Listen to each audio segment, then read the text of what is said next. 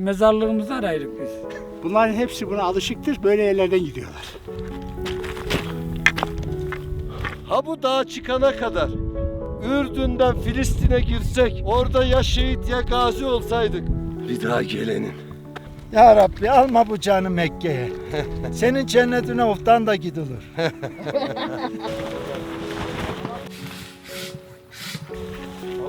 Daha fazla, daha fazla, daha fazla.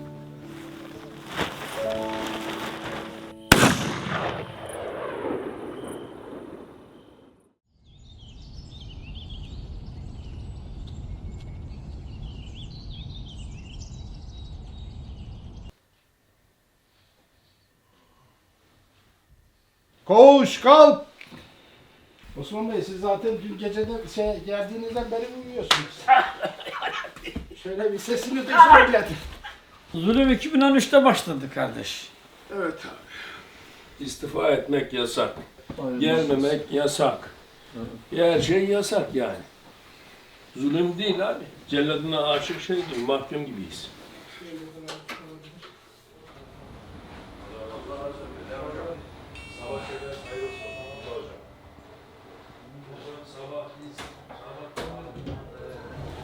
Bugün hava yağışlık gözüküyor gibi ya da soğuk.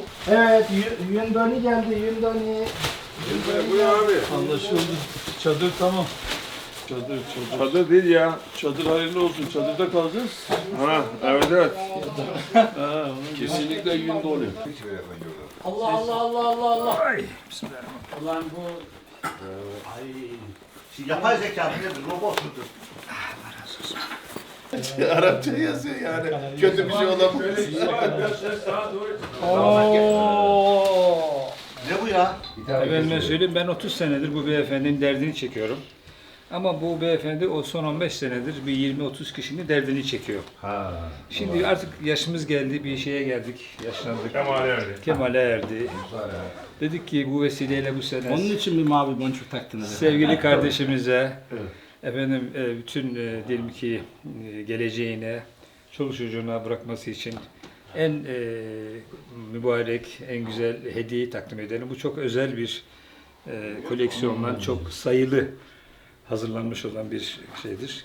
Şekerzade Seyit Mehmet Efendi'nin yazdığı Mushaf-ı Şerif. Çok teşekkür ediyoruz. Ali Rıza Bey'den böyle hakikaten anlamlı, manevi yükü, değeri çok ölçülemeyecek derecede bir hediyeyi bize takdim etmesinden gerçekten çok mutlu oldum. Çünkü kendisinden hep başka şeyler beklerdik. Ama bu defa hakikaten çok özel bir hediye. Onun için çok teşekkür ediyorum. Allah razı olsun. Tabii bunun başka bir faydası da bu saate, bu dakikaya getirmesinin amaçlarından birinin de muhtemel EZ'den azat olma noktasındaki gayreti olarak görüyorum. O bir ümit tabii ki. Evet, yani o ümidi devam edecek şimdi, yani. Böyle bir hediyeden sonra Mümkünatı var mı? mümkünatı, EZ anlamındaki mümkünatı en azından bir günlük hikayeyi olarak bağladı o ya. ortadan kalkmıştır. Ali Rıza Bey çok kullanık yani. EZMZ olacaksa şu Kur'an-ı Kerim'den okuyacak.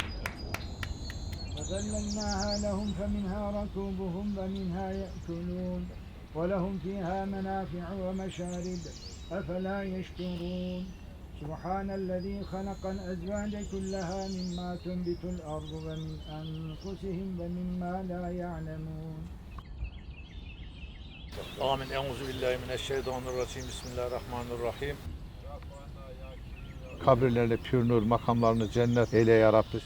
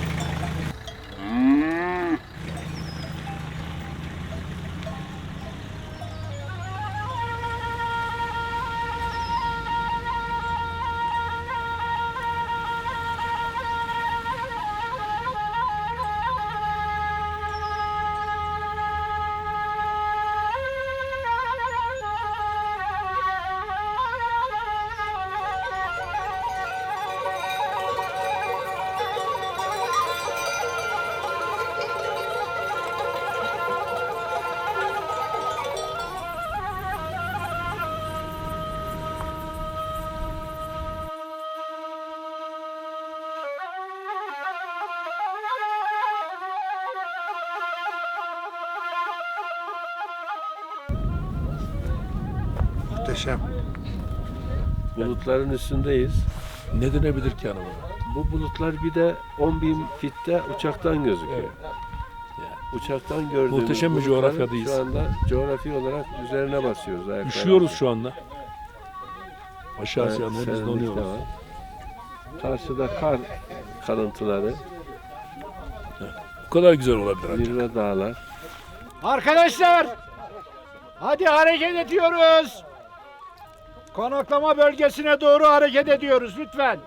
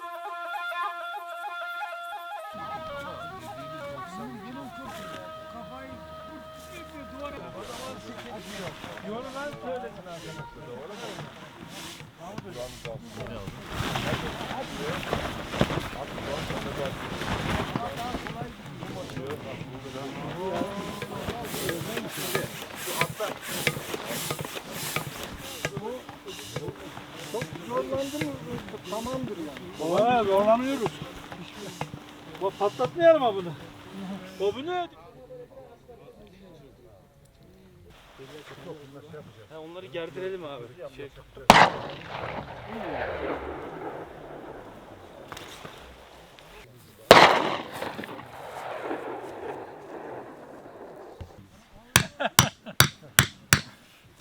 Ne tarafa yaparız? Şu tarafa yaparız. Çok uzağa götürme Ali ya. Efendim? Çok uzağa Şurada bir çukur var da o çukur. Olacak bizim yerimizden önce.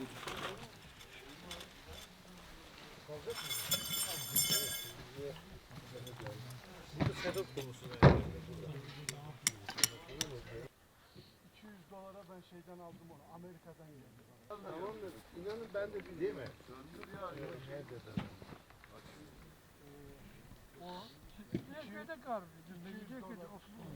Bu parmağımda sıkıntı var. O zaman hocam bana onu verin.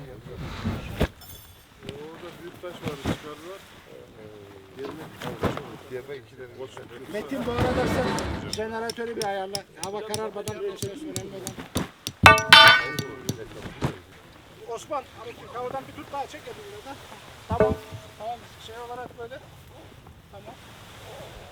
Burada kayalardan çıktık mı?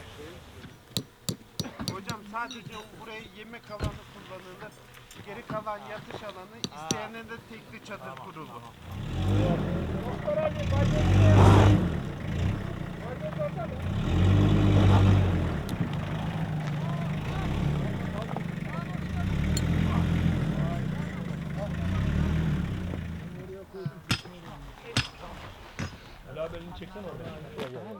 La o kırılır ha. Okey tamam. Hadi. Hocam şeyi bulamadık. Bunların esas malzemesini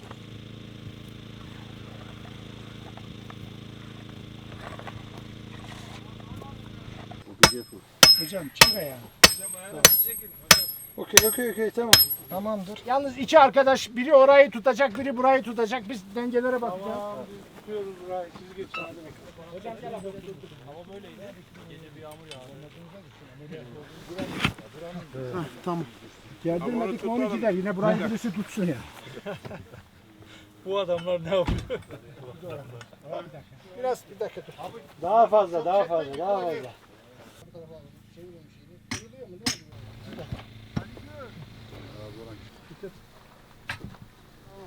Tamam böyle iyi. Devam et şaka.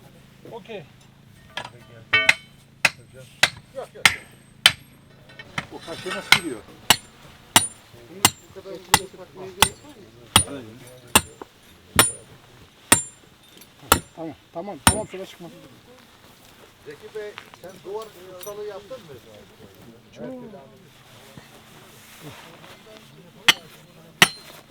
Bu tarafa olma aşağı. Tamam. 80 sene önceleri Mehmet Ali isminde genç bir delikanlı burada atla bu göle girdi. Ve atla beraber yol çok derin olduğu için atla beraber kendi boğuldular. Akışlar geldi. Akışlar bile çok derin olduğu için alamadılar. Zaman geçti. Bir hafta sonra şişerek suyun yüzüne çıktık. Bu gölde kuyular var. Yani göl belirli bir zaman derin gidiyor. Ondan sonra içi kuyuya bölünüyor. Akış bile alamadın yani. O korktu yani oradan aşağı inme. Sonradan kendiliğinden çıktı yani. Evet, sağ olsun Ali Gür beyefendi, hem dayım oluyor kendisi. Yıllardır böyle gezileri bildiğimden dolayı bir gün sitem etmiştim. O da bu dönem tamam demişti bana. Hep de dostların içinde sitem ediyordum. İçlerinde tanıdıklarım var, yeni tanıştıklarım var. Dolayısıyla dayım da beni bu geziye dahil edince ben de gelmeyi, aslında önce gelemeyecektim. Gelemeyenlere de büyük bir ceza kesildiğini anlatınca bana, cezadan ziyade dedim hem bir oyun yapayım. Dedim tamam, cezaya razıyız gibi, ama ben daha hiç katılmadım bu işe. Katılmayanlara daha hiç katılmadan ceza olur mu? Olur dediler. İyi dedim o zaman. Ben de dün akşam itibariyle, ertesi akşam, geçen akşam uçağımı ayarladım. Sabah erken vaziyette geldim. Bunlar toplandılar, hepsi şen şakrak muhabbet ederlerken, bir de arkamdan tabii bozuk atan da vardır illaki, gelmedi gitmedi diye. Böyle geldim, söyleme sahip 2 adet mermi attım, ondan sonra da bir kap sütlaçla, ondan sonra bir katıldım buraya. Yani tabii beni tanıyanlar, gelmemi isteyenler sağ olsa mutlu oldular. Ama işin özünde gerçekten böyle Karadeniz'in bu güzel yaylalarını gezmek, tabii bilmiyorum değil ama Anzer'e ilk kez geldim. Çok güzel yani, hani Anzer balının artık nereden geldiğini birebir de gözümle görmüş oldum. Ama gerçekten hem doğa güzelliğiyle hem insan güzelliği bir araya geldiğinde daha lezzetli oluyormuş. Yani herkesin kendine göre bir güzelliği var. Biz de onlara renk kattıysak kendi adıma ne mutlu. Çünkü çok güzel insanlar tanıdım. İnşallah onlar da bizi tanıdıklarına memnun olmuştur. Çok güzel. Türkiye'mizin her yeri tabii güzel. Ben Güneydoğu'yu da çok gezdim. Güneydoğu'da gitmediğim yer yok. Hatta bir zaman çocuklarımla beraber bir 15.000 kilometre yol yaptım. Tam bir ay boyunca rahmetli eşimden sonra 250 türbe, Evliyaullah dolaştık. Pardon, 5100 kilometre, 16 gün, özür dilerim. Öyle bir Güneydoğu gezimiz oldu. Tam 5100 kilometre yaptık Ramazan ayında. Onun üstüne de ilk kez böyle bir gezi, ama tabii bu daha farklı. O bir manevi geziydi. Onun üstüne böyle dostlarla bir gezi, yaylalarımızı, memleketimizin bu güzelliklerini böyle görmek bu mevsimde. Keleş abim şu an karşımda. Sizi de tanıdığıma memnun, mutlu oldum. Zaten dayım söylemişti. Merak etmiştim. Dolayısıyla böyle güzel doğada, böyle güzel insanlarla olmayı, bunu yapamayanlara da yapmalarını tavsiye ederim. Özellikle bizim memleketimizin insanlarına. Bir söz var ya, eskiden bizi öyle kandırıyorlardı. Bir şarkı vardı, türkü. Gitmesek de gelmesek de o köy bizim köyümüz. Hepsi dümen. Ben o türküyü çocukluğumda da sevmedim. 61 yaşındayım. O köy, gitmediğin gelmediğin yer nasıl senin olacak? Bak geldik şimdi. Keleş abi mutlu, buradaki insanlar mutlu, bir hoş seda değil mi? Evet. Herkesten aynı, nasıl arı her bir çiçekten bal alıyorsa, biz de insan olarak gittiğimiz bir yerden bir insandan bir şey alıyoruz. Bu insan bizden bir şey alıyor değil mi abi? Evet, evet. O da bize bir şey katıyor. Çünkü insan her zaman yarım bardak boş su gibidir yani, boş bardak gibidir. Birbirini de tamamladığı zaman dolar. Dolayısıyla böyle güzel insanları da tanıdıkça bu gezinin lezzeti de böyle oluyor. Bak sabah kahvaltı yaptık, çıktık, hiç yemeği aradık mı? Yok. Niye? Çünkü muhabbet güzel, sohbet güzel. Ama bu arada namaza duruyorlar, bizi satıyorlar. Evet. Yani ben bu gezinin lezzetinin doğayla beraber güzel dostlarla birlikte olduğunu söyleyerek noktalamak istiyorum. Herkese de teşekkür ediyorum bu gezide olan bütün dostlara.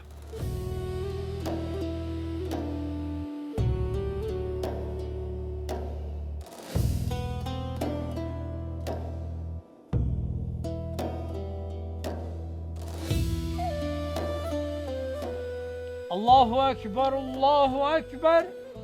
La ilahe illallah. Allahu Ekber.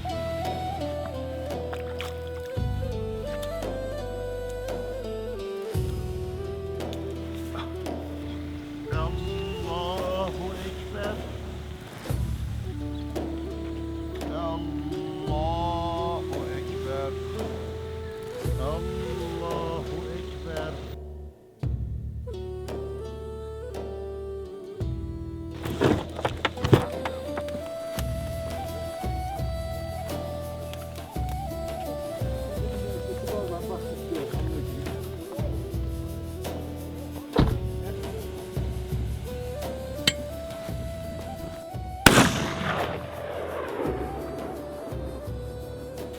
Arpa çorbamız var. Gördüğünüz gibi yöresel yemeğimiz. Ondan sonra kara lahanamız var. Maşallah kokusuna bayılıyoruz. El yapımı yoğurtlarımız var. Bunu rengi Tamam. farklı biraz. Bunu sahibi tanır. Yazıyor bakayım. Haşim. Bizi unutma. Haşim. Haşim başkanım. Bunu da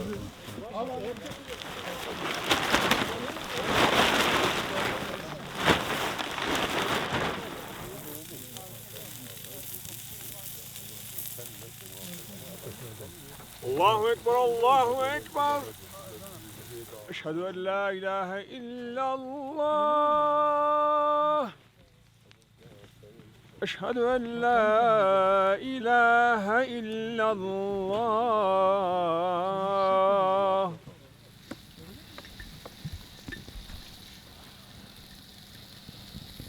Allahu Ekber. Elhamdülillahi Rabbil alemin. Errahmanirrahim. pişmemiş mi denk geldi? Maliki yevmiddin. Yani ben gördüm. İyyâke na'budu ve iyyâke nesta'in.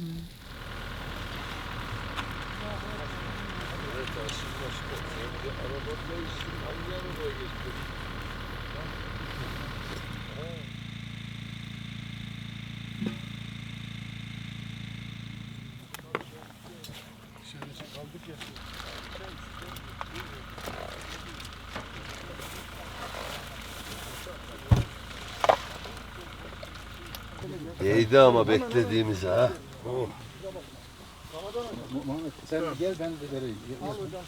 Yok herkese vereyim diyor. Şimdi Ali Gür'ün ben dayımın anladım ki bu kadar güzel insan ona nasıl tabi olduğunu, neden reis dediğini ben burada dayımdan bir dost olarak özür diliyorum ve dayıma tabi oluyorum. Dayıma isyan etmeye kalkana da ya son duasını etsin ya tabi olduğunu belirtsin. Sevgili dayıcım. Eyvah Sakarya. Ya herkes son duasını etsin ya da herkes dayıma tabi olsun.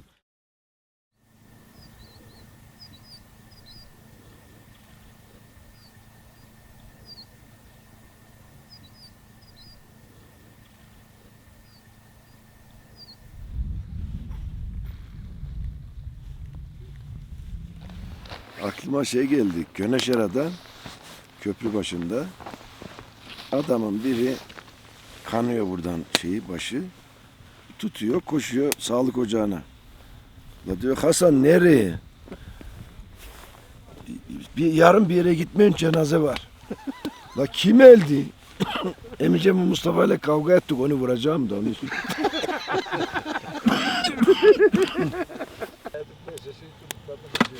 Getir kafegayı. Ofta eskiden hafızları müftü imtihan ederdi. Tamam geçtin, geç şu camiye.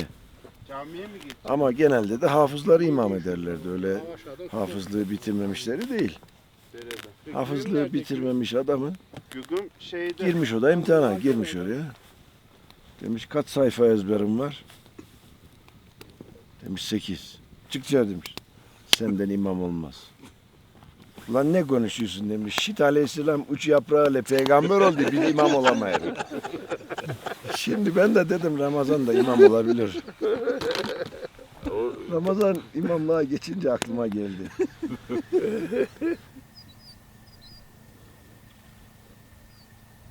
This trip is very beautiful, and I look forward to it all the time. I try to remember. It's got 5 months to go, 4 months to go, so I count down to come here. And the reason for coming here is because I see a lot of good friends who have real love among themselves, and they really love each other and have a lot of they help each other in any they can. And it doesn't matter what kind of food it is, although the food is beautiful. They all seem to enjoy each other's company, and I enjoy with that company as well.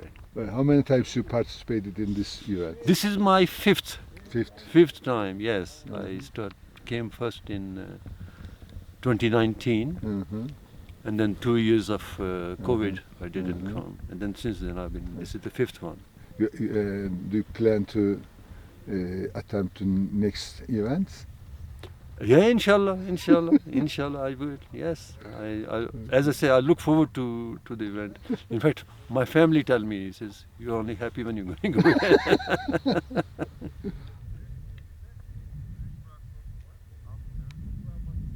Yolunu kaybetti diyorlar. Diyorlar bu seni yoldan çıkarır, bundan fazla dolaşma. Yani kurallı şeyler çıkarsın. Yoldan çıkmak da o ikinci bir yola girmek değil ama yani.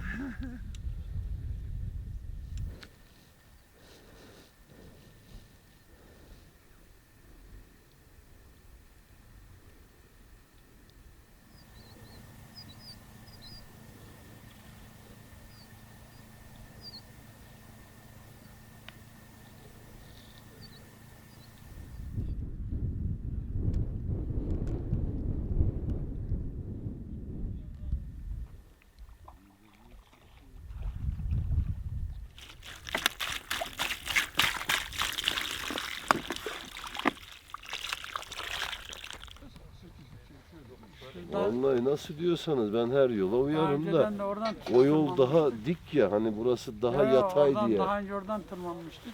Yatay diye söylüyorum, oradan gideriz diye. Mesafe uzun burada, çok uzun. Abi çok dik. Değil mi kardeşim? Bura yatay, hani daha iyi çıkarız diyorum. Allah. Bura dik öyle de. uzaktan gözüküyor sana öyle ya. Öyle mi? Yanına git görürsün yatay mı dik mi? İyi tamam abi o zaman.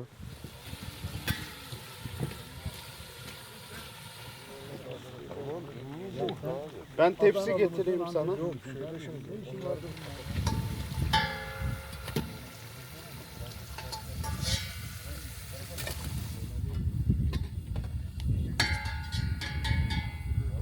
hocam. Üstünü iyi kapatalım hocam. Açın başka. Efendim abi? Abi sana zahmet. Şunu şöyle kenara götür bir yere dök abi. Al hocam. Yani tam öyle yaptınız mı? Kıymak tavası değil mi? Getir şeyi boş ver. Bak suyu getir.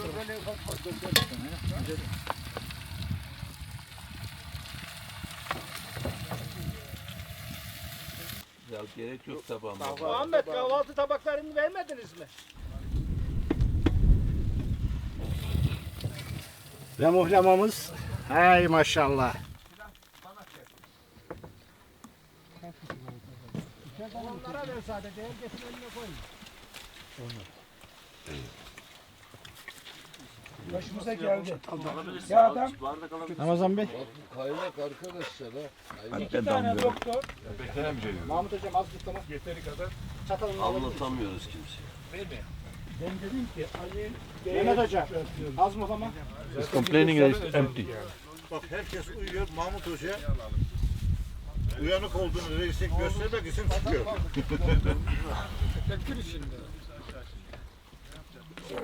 Panzer balığı kahvaltıda ekmek yanında yenirse kıyamet alametidir. O kadar bol değildir. O yüzden ancak kaşıkla böyle bir kaşık tadımlık yenebilir. Biz de bu tadımlık için size getirdik. Bunlar analiz edilmiş, paketlenmiş ve mühürlenmiş şekilde temin edilebilir ancak. Kaşıkların lütfen arka sapıyla alın baldan. Daha rahat olur. Tamam mı? Hocam bu kaşıklar elimizde bekliyoruz ona göre. Geçen senenin balları hala şu anda tedavülde. Yenisi çıkmadı daha. Bunu bütün heyetimiz adına tadıyoruz. Yok önce kendi adına al sonra heyet adına al bence. Yok double dipping yok. Hocam batır abi. Ya ne yok o tatlıları atmış. Hocam heyet adına tadarsan. Yok 2 kere ağzına sokulan kaşığı 2 kere sokmayın lütfen. Sen daha doktor beye Tabii sayın doktorum buyurun. Şifa. Şifa ama az şifa. Yavaş Ömer hocam yavaş. Evet şifa ya Rabbi. Bismillah. Siz bilema kullanın bilema. Yok mu sizde? Abi yukarıdan camın kenarına dayak ki kesilsin öbür çeşit kesilmez. Öyle değil. Geliyor bak. Abi o ne ya? Geldi ne yapayım Ya ne ki o kadar dibine gidersen o ne ya? Ha buna baksana ya 5 kişinin yağını aldı abi. Allah Allah. Hayret bir şey Herkes ya. rızkını alıyor. Ben Ya de ne aldırdım. rızkını alıyor? Sen kaşığı batır dibine kadar rızkını alıyormuş ya. Ben Hayret bir şey ya. Arkadaşlar ben de tatıyorum. Hiç tatmamış gibi. Anzer balımızın işte sonuna geldik. Artık gerisini ilaçlık olarak saklayacağız. Dağda bayırda düşen olursa ona vereceğiz. Son nefesinde zemzem gibi faydası olur. Biz Ömer hocamıza çok teşekkür ediyoruz. Gerçekten hakikaten tatan herkes gördü.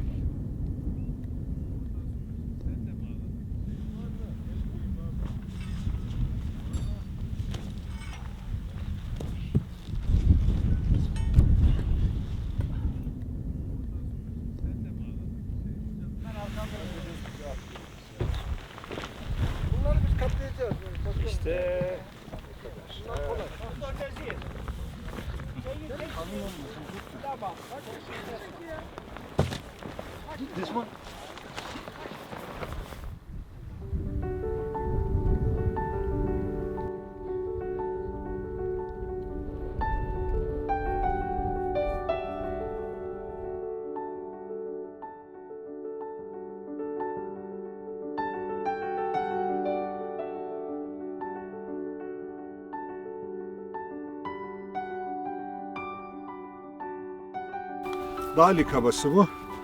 Bunun 2-3 çeşidi vardır. Bir dal likabası vardır. Daha büyük de bu böyle kısa çok bodur olur. Tadı biraz daha değişiktir. Bu çok sevilen bir meyvedir buralarda, dağlarda kendiliğine yetişir. Reçeli yapılır. Böyle yenir tabi. Herhangi bir olumsuz şey yoktur. Bol yiyebilirsiniz. Ali ne diyor biliyor musun? Ali Doktor Ali bizim Avustralya. Abi diyor sen niye sabah kahvaltıyı bizi oraya yaptırdın? Salacaktın bizi bu bayrağı. Ya, hakikaten burası çok güzel.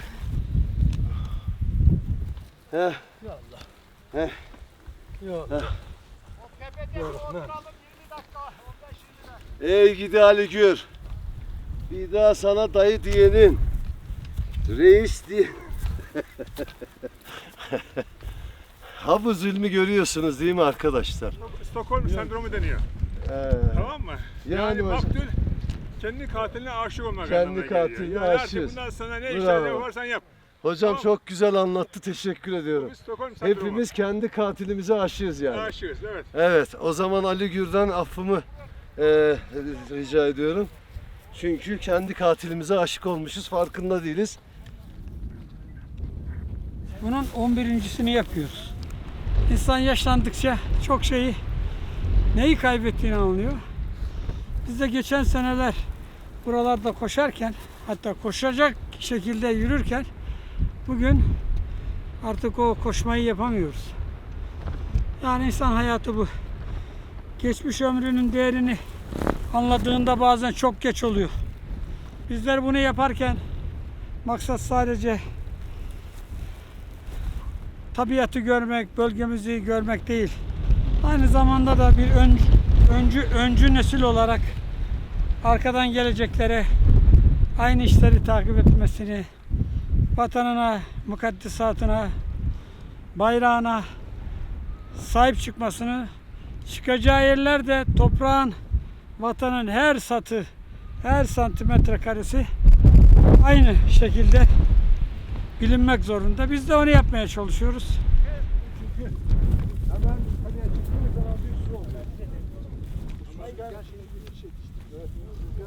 Evet, şimdi biz burada epey rektör arkadaşımız var. Türkiye'nin çok saygın iş adamları var. Fakat gördüğün gibi çok riskli bir iş yapıyoruz. Buralarda değil insanlar, dağcılar, çok bağışlayın keçiler bile yürümez. Ama biz bu affedersin ayı inlerinden bu riskli bölgelerden geçip dağa tırmanmaya, dağı aşmaya çalışıyoruz. Tabii bu adrenalin açısından güzel bir şey. Ancak yaş ortalamamız epey yüksek.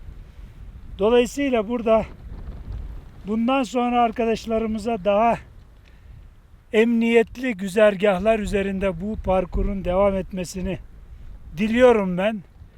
Burada bir taş yuvarlansa aşağıdan gelen arkadaşımızın üstüne gidebilir. Böyle bir riskler var. Dolayısıyla riskli bir yolculuk bu. Evet, çok zevkli, çok nefes açıcı hakikaten. Ama inşallah bu 10 yıldan sonra daha emniyetli güzergahları tercih ederiz. Daha sağlıklı günlere gideriz. Yoksa Bak aşağıda vazgeçenler var. Bak. Ha bu dağa çıkana kadar Mısır'dan, Ürdün'den Filistin'e girsek, çatışsak, orada ya şehit ya gazi olsaydık.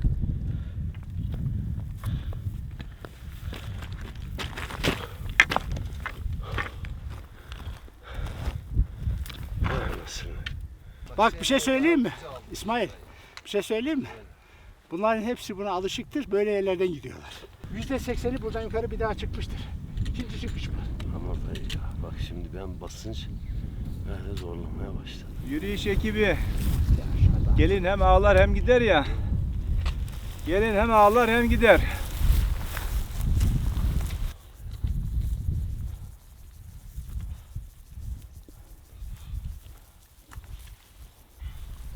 Oflu Kabe'ye gitmiş. Kabe'nin karşısına geçince elini beline koymuş. Ey gidi Kabe, gözüm bir hacı görsün. Ondan sonra tavafa girince sıkıştırmışlar bunu. Hacer-ül Esved'e girerken şey yaparken bakmış papuç bağlı. Demiş ki ya Rabbi alma bu canı Mekke'ye. Senin cennetine oftan da gidilir. Benim için bestelenmiş güzel bir hikaye. Düzen ne zaman? Buradan bir çıksak düzünün de erisinin de bilmem neyine. Yukarıda söyleyeceklerini bir bilelim de ona göre burada plan yapacağız. Onu orada söyleyeceğim. Daha önden bir şey söylemem. Hep bittiğinde ne söyleyeceksem söyleyeceğim. İsmail İstanbul'a döndü mü bambaşka bir İsmail bulacak. ya de ki Yusuf abi, Ali'ye, Ali bu işe çıkarken dedelerimizin yürüdüğü yolları yürüyecektik. 10 senede onların hepsini karış karış dolaştık. Şimdi daha nereleri dolaşıyoruz? Torunlarımızın dolaşacağı yeri de mi biz yürüyeceğiz diye bir soralım. Şimdi mezarlığımızı arayırık biz. Ecelimizi arayırık şu anda. Öyle öyle kuvveti illa.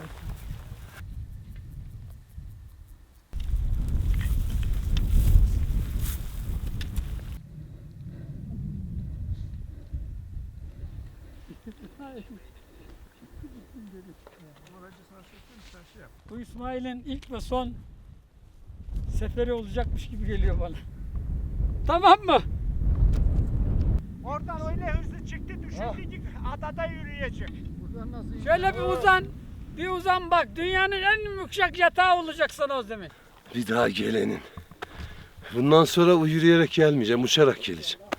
Beşiktaşlıyım ya, Kartal olmam lazım. Biz tabii her sene bu dağlara geliyoruz.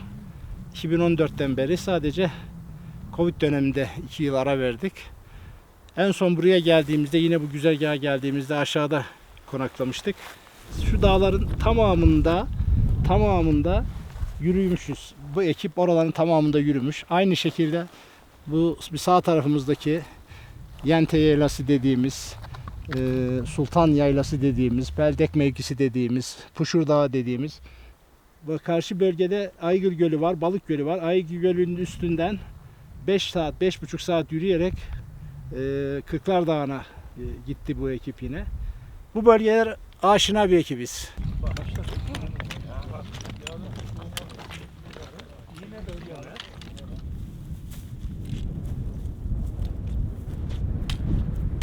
Daha söylemediniz ayrıca. Ayrılmak zorunda oldunuz, daha söylemediniz. Dağlarda yürümek, dağlarda vakit geçirmek kendi içinde keyifli bir şey. Özellikle bu konuda deneyimi olmayanlar için alabildiğine sıkıcı olan, şöyle oturup boş dağlara bakmak, bu dağ tutkunları için muazzam dinlendirici bir faaliyet. Hakikaten anlaşılması çok zor. Ben mesela günlerce bu yollarda yalnız başıma gelir, buralarda vakit geçirir ve sonra çok dinlenmiş bir şekilde dönerim. Fizyolojik olarak yorulsam da.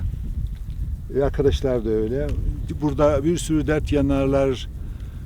Niye bu kadar dik yoldan indik çıktık, fakat 365 gün bunu konuşurlar sonra. Orada şunu yapmıştık, orada şurada şöyle dinlenmiştik diye. Onlar için aynı zamanda diğer zamanlarda da hatırlanarak yaşatılan bir dinlenme faaliyetidir. Evet. Yaşlılığın en belirgin özelliği diz bağlarının zayıflığı. Hocam böyle daha sağlıklı bir yürüyüş olduğunu düşünüyorum. Daha rahat iniyorum.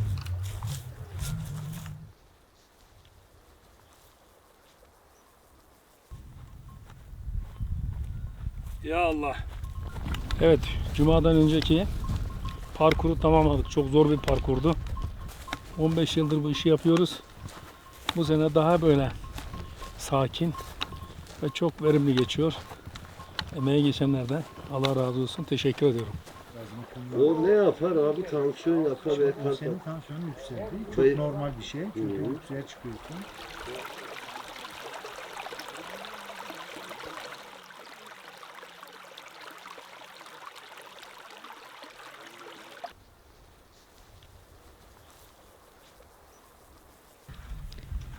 İrfan, siz nereye gittiniz? Hadi.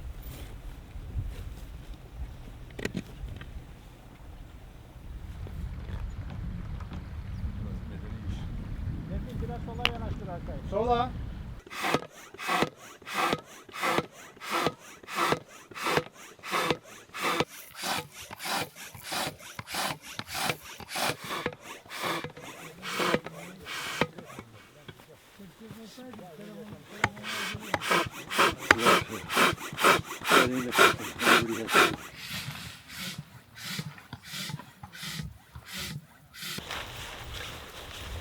Allah rahmet eylesin.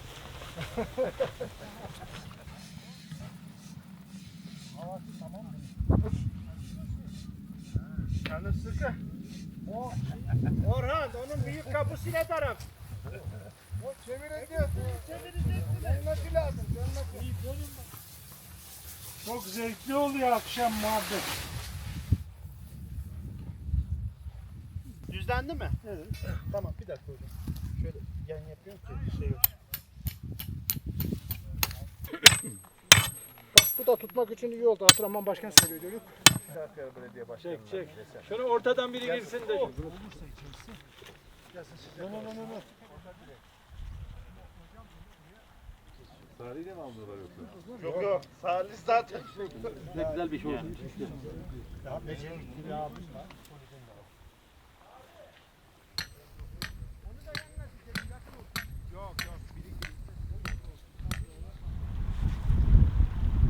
Nasıl arttı mı başkanım? Oluyor da. Şimdi daha mı böyle derin bir yere atacaksın?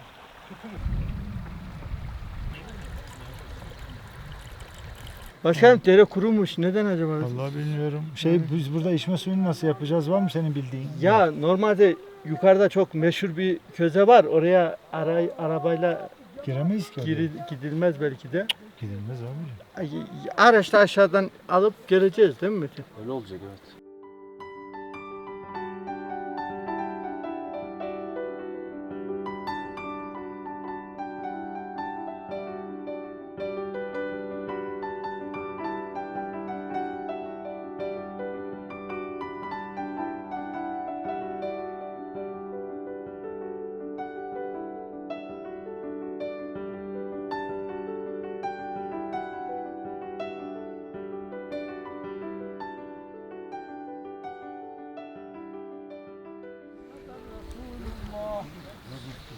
حي على الصلاة حي على الصلاة. سمع الله لمن حمده. الله أكبر. الله أكبر.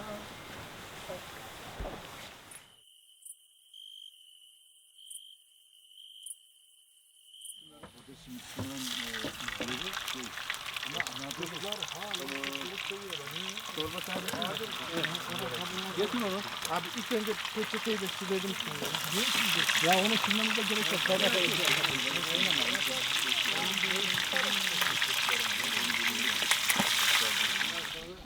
Oturup tekrar biraz daha yazdı.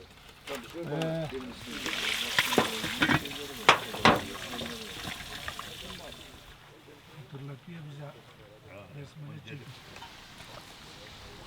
Orhan kapat ağzını.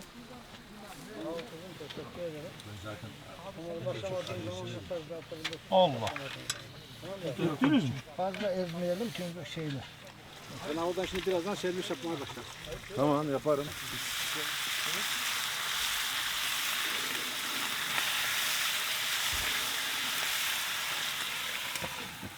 Tamam işte. Allah Tamam hocamla başladım. Ben 2 tane yedim. Ne diyorum abi ne diyor bak. 5 daha atıyoruz sonra oluyor. Evet.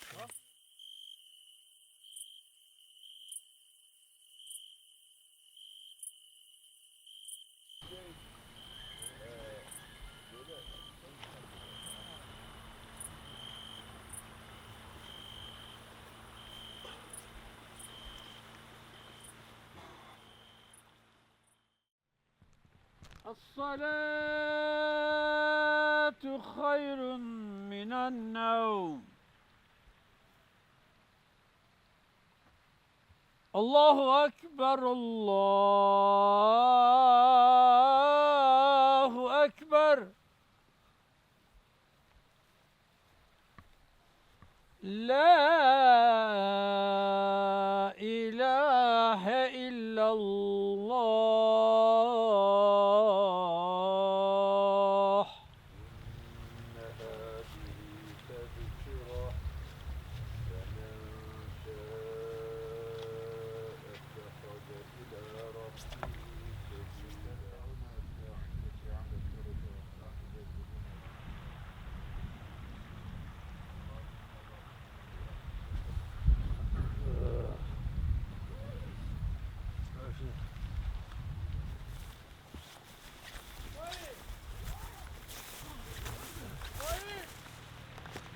Orada mı?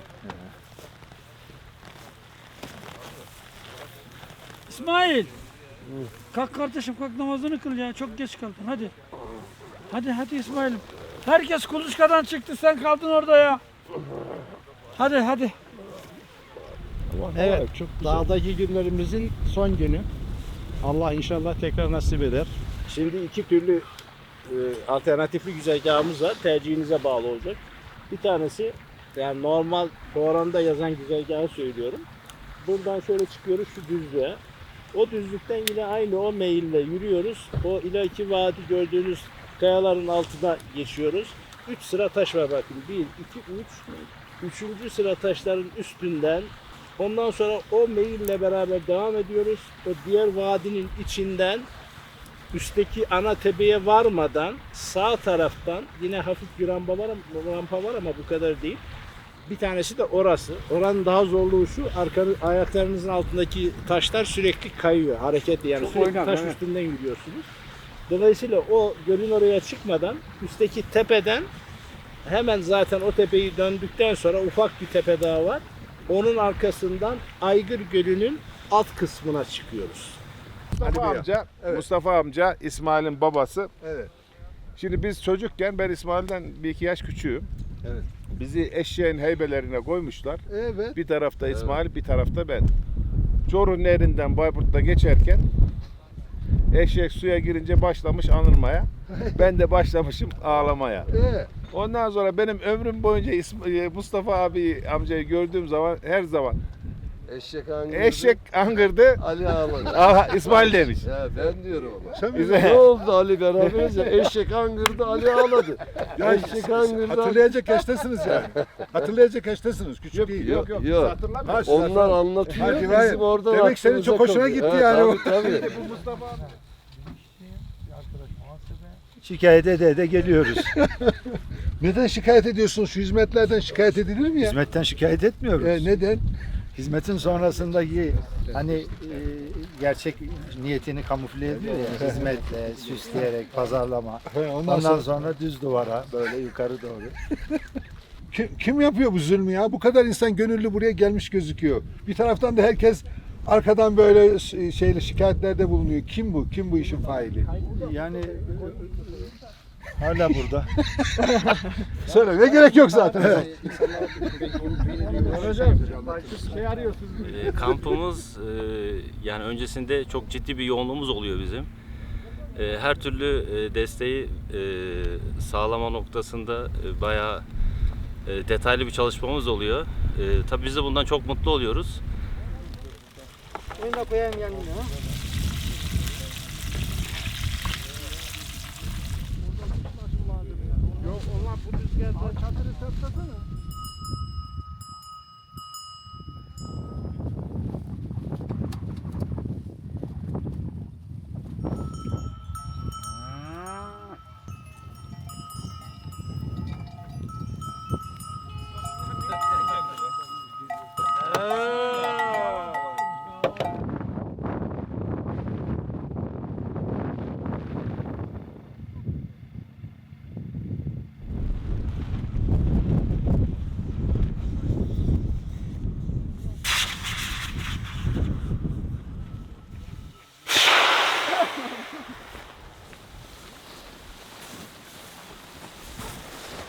Salih abi.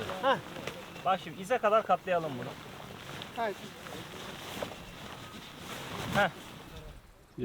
Topal koyunlar gibi sürünün arkasında kaldık bugün.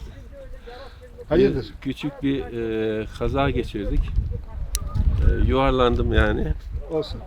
Bu plansız bir yürüyüştü. Demek ki plan dışına çıkmamak lazım bu tür şeylerde. Çok keyifli, hoş zamanlar geçiriyoruz. Teşekkür ediyoruz. Sağ olasın. Reisimize, sizlere. Anladım. 3 gece, 4 gece kalıyoruz ama herhalde bize 1-2 sene yetecek kadar enerji veriyor bu birliktelikler, Hocam ilk senenin senesi var bunun, seneye tekrar. Biz sizinle beraber inşallah siz arkadan geleceksiniz, sonra bize katılacaksınız. Biraz o topal koyun şeyine döndük dedim ya, onu yapacağız ya. Estağfurullah.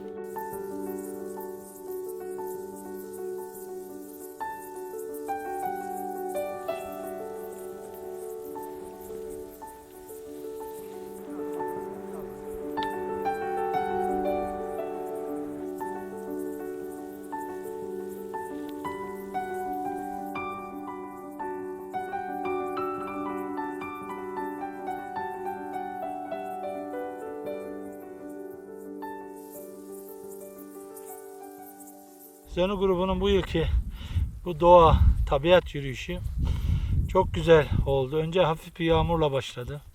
Ama daha sonra Anzer bölgesi, özellikle bu Haldüzen bölgesinde pırıl pırıl bir güneş, bozulmamış bir tabiat.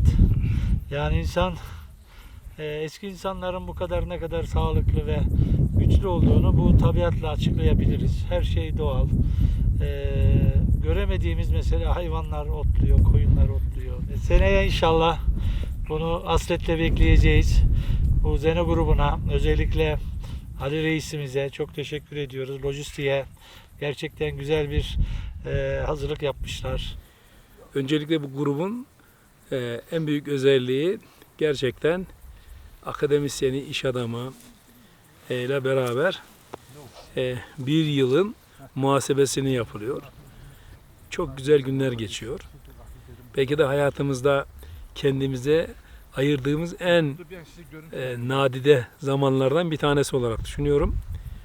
Ben Konya Beyşehirliyim. Bütün burada emeği geçen, başta Ali Gür abi, lojistik ekibi ve katılımcıların tamamına teşekkür ediyorum. Ali Usta, inşaat mühendisiyim. Ben de 15 programın 14'üne katıldım. Tabii hayatımızı arkadaşların çoğu da sanırım öyle düşünüyordur. ZD'den önce ve ZD'den sonra diye planladık. Çünkü çok önemli 5 gün program sürüyor ama diğer 360 gün bu programı konuşuyoruz. Stresini ve heyecanını yaşıyoruz. Ali Gür kardeşimize bu konuda tabii çok teşekkür ediyoruz. Artık ayakta durduğumuz sürece bu programa katılmaya devam edeceğiz. Sağlığımız el verdiği sürece.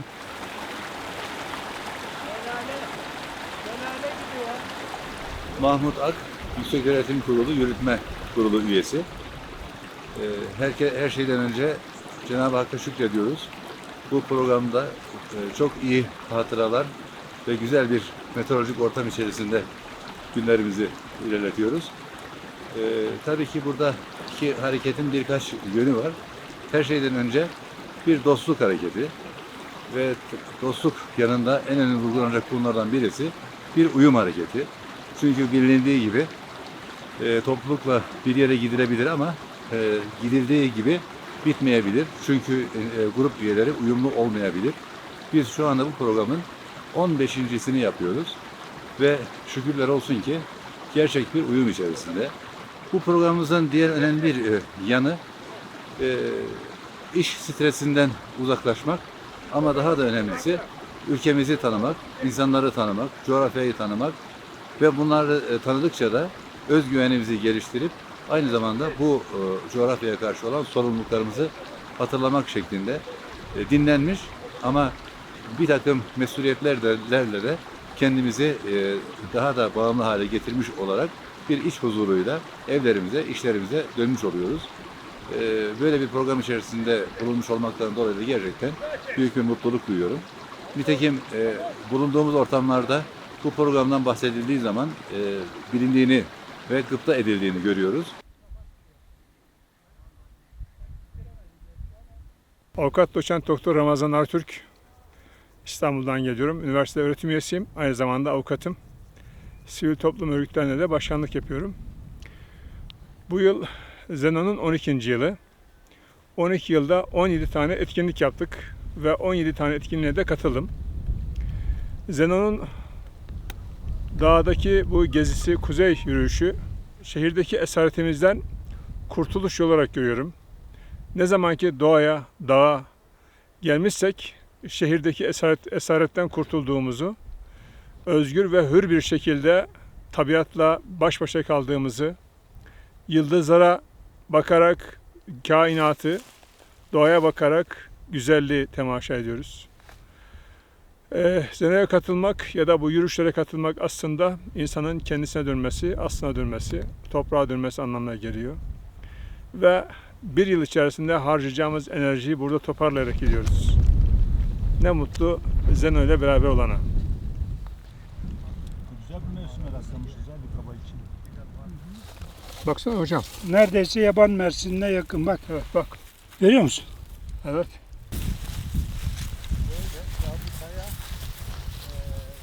Evet, bugünkü programımızda güzel bir likar balık alandan geçtik. Tabii benim çocukluğumun 10 yaşına kadar olduğu geçtiği bölgeler burası.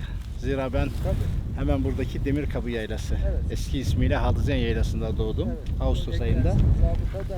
Şimdi bugünkü programımızda buradan üst taraftan geçip gitmek vardı. Fakat arkadaşlar biraz dün çok yoruldukları için daha kolay bir parkur seçtik. Bu geldiğimiz yer bizim çocukluğumuzdaki benim 7-8-10 yaşlarına kadar gelip gittiğimiz yaylamız burası. Ben burada doğdum. Buralara gelirdik çocuk olarak, likar bayırdık, şu düzlerde top oynardık. Onun için benim için başka bir anlam taşıyor. Ama arkadaşlarımız için de çok zevkli bir parkur olduklarını söylüyorlar. Ve iyi de likar bayırdık değil mi Sedat Hocam? Böyle geldiğimiz yani bu kaç senedir? 10 seneye geçti. Evet hocam. Böyle bir likarba yemedik ya. Dudaklarınız hocam mosmor olmuş. Basana. Sadece sizin dudaklarınız değil. Benim de aynı şey var hocam. Evet. Kaydım. Eller de böyle. Evet. Eller de böyle. Hakikaten Vallahi. iyi bir likar bayırdık. Hatta hocam ben Doktor Ali'ye Avustralya'dan kalkıp geldi arkadaşımız şey olsun diye ona da bir miktar topladım götürüyorum. Hay Allah'ım. Arkadaşlar erepe gideceğiz. Mümkün mertebe soldan gitmeye bakalım, ileriye doğru soldan. Hiç görmedim ya. İlk defa görüyorum. Bunu hocam böyle, şimdi elimde şey, hocam şurayı bir tutabilir misiniz? Ben böyle çevireceğim. Bu dursun öyle. Sıkar, böyle şişirir. Ondan sonra patlatamadık, patlatırdık yani bunlar. Fuska mı buldunuz? Evet evet. Fuska. Ulan bugün fuska bile yedik ya. Strawberry. Biz bu memleketteki Zeno ekibine dahil olduktan sonra gerçekten çok güzel günler geçirdik arkadaşlarla burada. Hemen hemen hepsi önceden tanıdığımız arkadaşlardı. Bu Zeno grubuna dahil olduktan sonra hakikaten insanın bazen böyle şehir hayatından uzak, doğayla baş başa kalma ihtiyacı oluyor. Özellikle bu modern zamanlarda hem iş insanları hem düşünen insanlar için bu çok önemli bir imkan. Burada hakikaten çok büyük hizmetler görülüyor. O destek ekibindeki kardeşlerime özellikle herkese çok çok teşekkür ediyorum. Bu gezi sadece Trabzon, Rize, Bayburt zirvelerinde olmuyor. İşte bunun bir Makedonya, bir Avustralya, böyle yurt dışında da değişik bir de umre, birlikte bir umremiz oldu.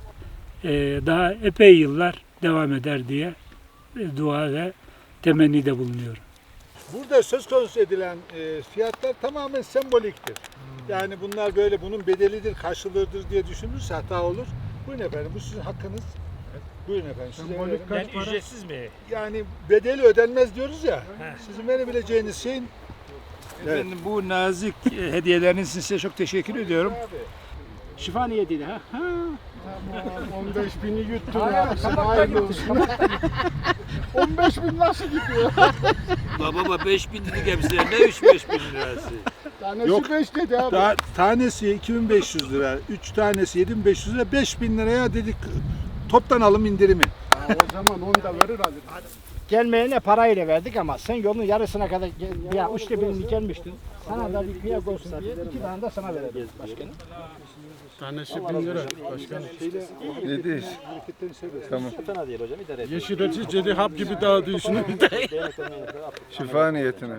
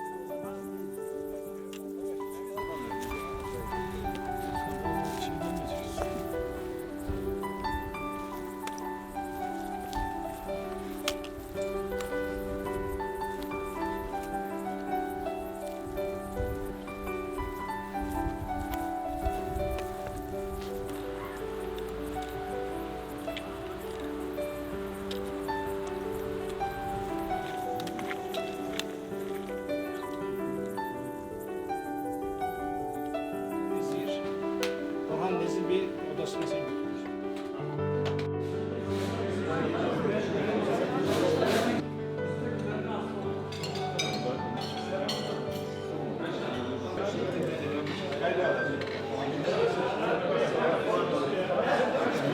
Savaş tarihi bence var ya. Ya yapma hadi Allah aşkına. Tamam dedi, bir sene gelişeceğiz dedi onunla.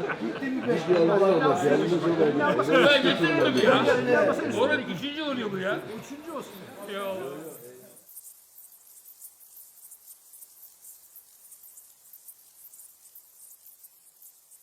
Yaklaşık 6 yıldır başkanlık dönemiyle birlikte katılıyor. Değerli hocalarımızla, siyasetçilerimizle, başkanlarımızla birlikte aynı zamanda ben Trabzonluyum, vakıf görevliyim ama Trabzon'un doğu kısmını ancak Zeno'nun bu doğa yürüyüşleriyle keşfettim. Çok güzel vakitler geçirdik. Başta Ali Gür Bey olmak üzere tüm katılanların hepsinden Allah razı olsun, teşekkür ediyorum. İyi ki varlar. Biz de iyi ki bu Zeno'nun içindeyiz diyorum. Nasip diğerlerine inşallah. Bazıları bu şeyle hep böyle zor sunma, şikayetlerde bulunuyorlar gördüğümüz kadarıyla. Siz bunların ciddi olduğunu düşünüyor musunuz? Yok hocam, düşünmüyorum. Onlar da işte burada şey yok, kanun yok, yasa yok. Ne talimat verilirse herkes ona uyuyor. O serzenişler de çok normal yani. Normal takılıyorlar yani. Efendim teşekkür ederiz. Orhancığım, lojistikte görev almak nasıl buldunuz? ZDY Lojistiği nasıl bir yer? Hocam son derece iyi ve kaliteli, kendini geliştirme açısından her an her türlü sürprize hazır olmak gereken bir durum. Ama en sonunda mükemmel bir dinginlik, memnuniyet, her şeyle birlikte tekrarını iple çekmek gibi bir duygu. Peki en güzel tarafı bitişi mi diyorsun yani? En güzel tarafı hocam, başlangıcı, en hüzünlü tarafı da bitişi hocam. Güzel. Tamam. Avustralya'dan geliyorsunuz. Ne çekiyor sizi buraya? En önemlisi insan. Yani biz burada eş dost gelip burada görmek, onlarla vakit geçirmek çok büyük zevk. Hem dinlendiriyor bizi. Yani artık bu iş öyle gözüküyor ki devam ettiği sürece biz geleceğiz. Çok teşekkür ederiz. Siz de Avustralya'da ağırlamışsınız. Çok teşekkürler. Rica ederim. Tekrar bekliyoruz inşallah Avustralya'ya ve Yeni Zelanda'ya. İnşallah.